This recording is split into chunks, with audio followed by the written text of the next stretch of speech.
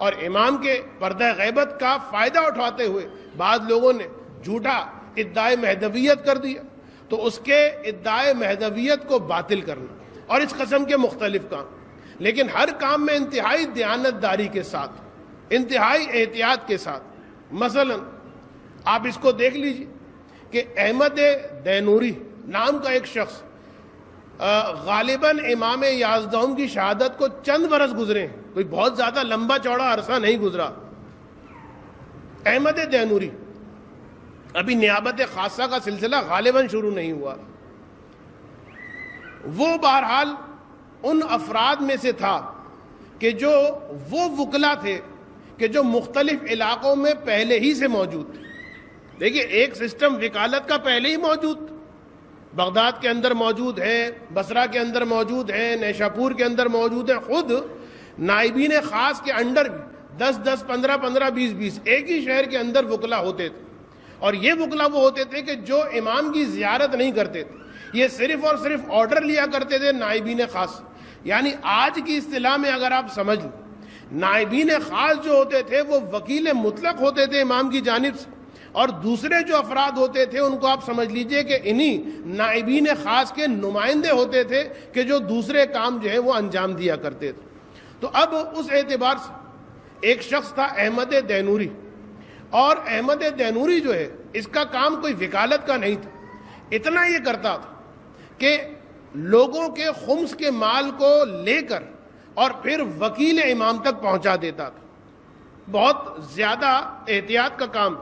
بعض لوگ جا رہے ہوتے، ٹھیک ہے بھائی ہم لے جائیں گے، کوئی مسئلہ نہیں ہے، خمس لے جائیں گے۔ پہلے آپ سمجھیے کہ خمس جو لے جایا جاتا ہے اس میں کیا کیا چیزیں ہیں کہ جن کی احتیاط آپ نے کرنا۔ خیر، بہرحال یہ احمد دینوری یہ امام کی زیارت کے لیے جا رہے تھے، اور میں نے آپ کو بتایا کہ امام یازدہم کی تو شہادت ہو چکی، اور اس کے بعد کچھ عرصے کے بعد یہ وہاں پر جا رہے تھے،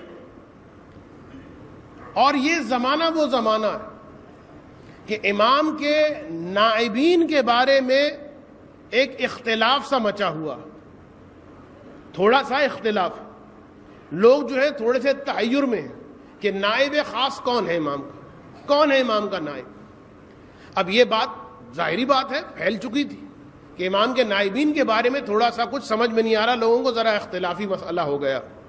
اب یہ جب آ رہے تھے تو ایران کے پاس سے جب یہ نکلے تو لوگ ان کو جانتے تھے، مومنین ان کو جانتے تھے، ان کا استقبال کیا اور کہا کہ تم جا رہے ہو وہاں تو ایک کام کرو، ہمارا خمس لے کر چلے جاؤ۔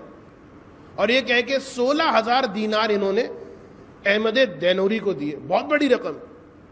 انہوں نے کہا کہ بھائی تم جانتے ہو حالات کیا ہیں، اس وقت کچھ مشخص نہیں ہو رہا کہ امام کا وکیل کون ہے، امام کا نائب کون ہے، لہذا اتنی بڑی ذمہ داری۔ کہا نہیں، ہم تم سے زیادہ بہتر اور کسی کو نہیں جانتے، تم سے زیادہ کسی اور پر اعتماد نہیں رکھتے، یہ ہماری خمس کی رقم ہے، یہ لے جاؤ، لیکن دیکھو جب تک تمہارے پاس حجت نہ آ جائے، یعنی جب تک تمہارے پاس دلیل نہ آ جائے، یہ خمس کسی کو دینا مت۔ بہت زیادہ اصرار کیا، انہوں نے لے لیا خمس۔ پھر اس کے بعد گئے ایک اور شہر میں، وہاں پر ان کا دوست ملا حسن ابن حسن۔ اس نے کہا کہاں جا رہے ہو، اپنی بات بتائی، اپنی بتہ سنائی، کہا رہے وہاں جا رہے ہو، میرے پاس خمس پڑا ہوا ہے، میرا بھی خمس لے جاؤ بھائی۔ 1,000 دینار اور کچھ پارچے تھے، کچھ کپڑے تھے، وہ دے دیے۔ اور اس نے بھی کہا کہ دیکھو جب تک تمہیں کوئی دلیل اور حجت نہ مل جائے اس وقت تک یہ خمس کسی کو دینا مت۔ بہرحال اب یہ پہنچے، بغداد میں پہنچے۔ سب سے پہلا کام، سارے کاموں کو چھوڑ کر، یہ ایک انتہائی اہم نقطہ، اگر آپ کسی کا خمس لے کر جا رہے ہیں سب سے پہلا کام یہ کیجئے معتمد انسان کے ذریعے سے یا خود بے نفس نفیس خمس پہنچا دیجئے، اور اس کے بعد کوئی اور کام کیجئے۔ ایسا نہ ہو خدا نہ خواستہ کچھ ہو اور چلے جائیں اس دنیا سے، لوگوں کا خمس ہے وہ آپ کی گردن پر۔ تو اب انہوں نے کہا کہ سب سے پہلا کام، تمام کاموں کو چھوڑ کر میں نے یہ کیا کہ میں تلاش کروں کہ امام کا وکیل کون ہے، امام کا نائب کون ہے۔ نائب نہیں، وکیل۔ اب اس موقع پر 3 نام آ رہے تھے، ایک نام تھا باقتانی کا، دوسرا نام تھا اسحاق احمر کا، اور تیسرا نام تھا عثمان ابن سعید۔ وہ جو آگے جا کے نائب خاص بنے ہیں، لیکن ابھی نیابت خاصہ کا زمانہ شروع نہیں ہوا. تو یہ 3 نام آ رہے تھے. تو اب طریقہ یہی ہے کہ تینوں کی اسکیننگ کرنی پڑے گی، دیکھنا پڑے گا، چیک کرنا پڑے گا. یہ کہتے ہیں کہ سب سے پہلے میں باقتانی کے پاس گیا، اس کے گھر پہ گیا کہ سنا تھا کہ یہ وکیل ہے امام کا. جب گھر میں گیا تو میں نے دیکھا کہ گھر میں بڑی رونق ہے، بڑی چہل پہل ہے، لوگ آ رہے ہیں جا رہے ہیں، لائنیں لگی ہوئی ہیں، بڑا اچھا آفس سا بنا ہوا ہے، اور جو ہے لوگ جو ہے خمس دے رہے ہیں اور سارا حساب کتاب چل رہا ہے. اور یہ انتہائی خوش اخلاق، انتہائی بظاہر پرنور چہرہ، اچھی سی داڑھی، اور مجھے بڑا سلام علیکم کہہ رہے ہیں، آئیے آئیے، استقبال کیا، محبت سے بٹھایا. کیا بات ہے؟ کہا میرے پاس کچھ جو ہے وہ وجوہ شرعیہ ہے، خمس کی کچھ رقم ہے، وہ میں چاہتا ہوں کہ آپ کو دے دوں. بھائی بسم اللہ دیجئے. کہا نہیں میں ایسے نہیں دوں گا، جب تک میرے لیے کوئی حجت آپ ڈھونڈ کر نہیں لائیں گے، کوئی حجت میرے لیے مہیا نہیں کریں گے، اس وقت تک میں آپ کو یہ خمس نہیں دوں گا. کہا ٹھیک ہے، میں کل انشاءاللہ آپ کے لیے ایک حجت ڈھونڈ کے لا دوں گا. دوسرے دن بھی کچھ نہیں ہوا، تیسرے دن بھی کچھ نہیں ہوا، 3 دن گزر گئے، حجت نہیں آئی. یعنی کوئی دلیل ان کو لا کے نہیں دی گئی کہ جس سے یہ قانے ہو جائیں کہ یہی وکیل ہے امام زمانہ. بہرحال دل برداشتہ ہو کے یہاں سے اٹھے. اسحاق احمر کا نام رہتا تھا، اسحاق احمر کے گھر پہ گئے. ویسا ہی بڑی ریل پیل ہے، خادموں کا رش لگا ہوا ہے، لوگ آ جا رہے ہیں، اور بڑا خوش اخلاق انسان، جوان مرد قسم کا اخلاق انسان، اور آ کے بٹھا رہا ہے، استقبال کر رہا ہے. وہی سوال کہ جو باقتانی نے کیا تھا اس نے بھی کیا، اور ان کا جواب وہی کہ مجھے حجت چاہیے، اور اس کا جواب وہی کہ میں کل دے دوں گا. 3 دن گزر گئے، اس نے بھی کچھ نہیں کیا. لہٰذا اب ایک نام بچتا تھا اور بہت پریشان. 16,000 دینار، وہ 17,000 دینار سونے کے، اور اس کے علاوہ پارچے اور پتہ نہیں کیا کیا چیزیں، یہ سب کے سب خمس ہیں. کیا کیا جائے؟ ابھی آخری نام رہتا کون؟ عثمان ابن سعید. یعنی اس واقعے کے اندر ان کا نام ابو جعفر ان کی کنیت کے ساتھ لکھا گیا. ابو جعفر، عثمان ابن سعید کی کنیت. ابو جعفر، ان کے بارے میں بھی سنا. اب جب ان کے گھر پہ گئے تو جا کے دیکھا، ارے یہ تو بڑا سادہ آدمی، نہ خدام ہے، نہ ریل پیل ہے، نہ کوئی آفس کھلا ہوا ہے بڑا زبردست تھا، نہ کوئی ایسی کوئی چیز ہے. بڑا سادہ سا بوڑھا آدمی ہے، سفید سا سادہ سا لباس پہنا ہوا ہے، اور ایک بہت محقر سا کمرہ ہے، ایک گھر ہے، اور اس میں لا کے اس نے بٹھا دیا. میں نے کہا کہ بھائی میرے پاس جو ہے خمس کی کچھ مقدار ہے، اور میں چاہتا ہوں کہ اسے صاحب حق تک پہنچا دوں.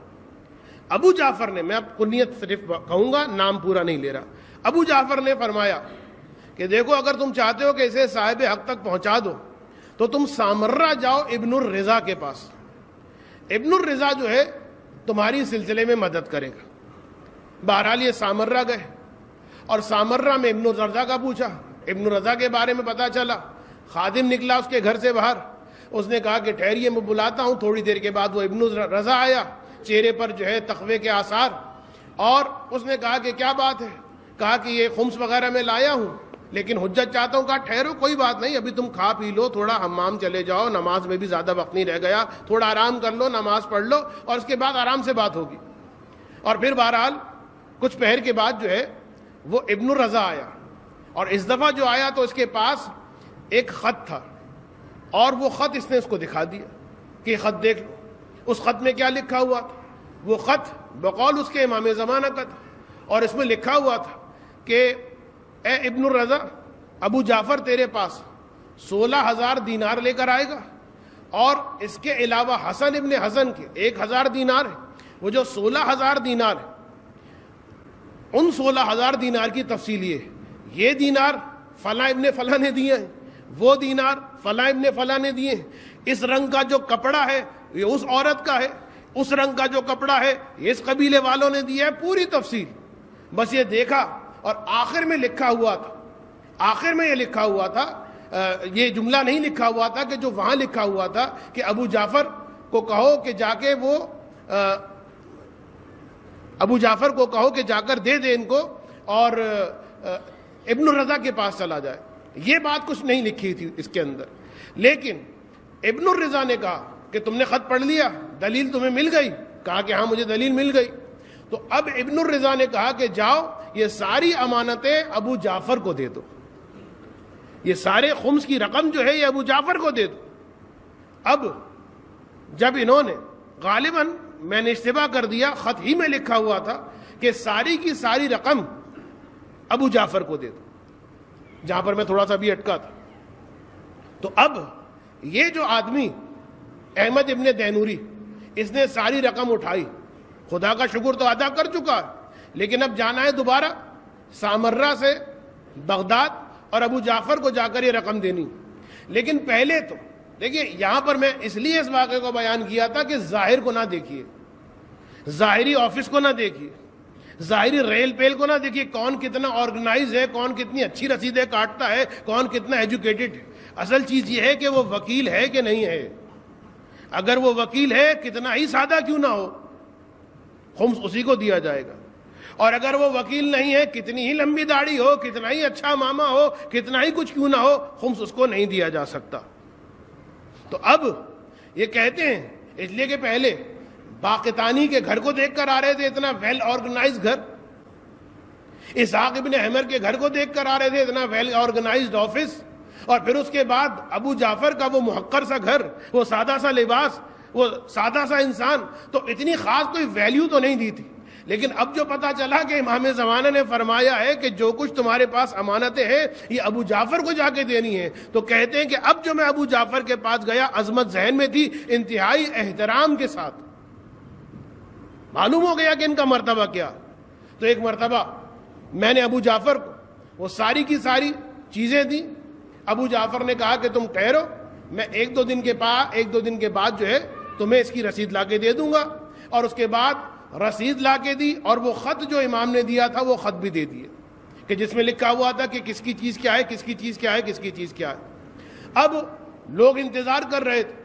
یہ دینوری، میں ختم کر رہا ہوں تقریر کو، یہ دینوری واپس جب پہنچا اور لوگوں کو خوشخبری سنائی کہ الحمدللہ تمہارا جو خمس تھا وہ صاحب حق تک پہنچ گیا، اور دیکھو اس کی دلیل یہ ہے، سارے لوگ، پورا مجمع کھڑا ہوا تھا، دیکھو یہ خط آیا اور اس خط میں لکھا ہوا۔ اب اس نے پڑھنا شروع کیا کہ دیکھو امام نے لکھا کہ اتنا خمس فلاں ابن فلاں کی جانب سے، یہ پارچہ فلاں ابن فلاں کی جانب سے، اور پوری تفصیل جب اس نے پڑھ لی تو ایک مرتبہ مجمع میں ایک نوجوان کھڑا ہوا تھا، اس نے ایک چیخ بلند کی، بے ہوش ہو کے گر گیا۔ لوگوں نے اس کو اٹھایا، کیا بات، کیوں بے ہوش ہو گئے؟ اس نے کہا کہ مجھے خدا کا شکر ہے، پروردگار نے مجھے ایک صحیح دین پر اور صحیح مذہب پر رکھا ہے، اور مجھے یقین ہو گیا کہ یہ زمین پروردگار بغیر حجت خدا کے خالی نہیں رہ سکتی، اس لیے کہ اس فہرست میں ایک ایسا نام پکارا گیا ہے، ایک ایسے صاحب خمس کا نام پکارا گیا ہے کہ جس کا نام صرف میں جانتا تھا یا میرا خدا جانتا تھا۔